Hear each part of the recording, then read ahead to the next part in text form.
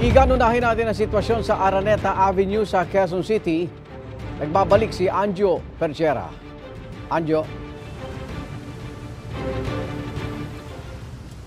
Daddy Igan, magandang umaga at maulang umaga sa ating lahat mga kapuso. Andito po ngayon sa kahabaan ng Araneta Avenue. At makikita po sa aking likuran, ay sa mga oras na ito, possible na po. Ito, dito kahit anong po sasakyan, mapamotor o kotse. Dahil kanina pong umaga, mga 5:30, innermost lanes lang po ang nadadaanan at passable ng mga sasakyan dito sa Araneta Avenue. Bunsod po yan na tuloy-tuloy na pag-uulan simula pa po kagabi dito po sa Metro Manila.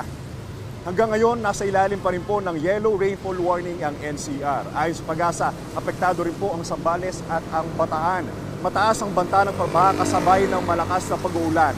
Tatagal po ang nasabing yellow rainfall warning hanggang alas 8 ngayong umaga. Hanging habagat ang magpapaulan ngayon sa Metro Manila at ilang pampanig ng Luzon at ng Visayas.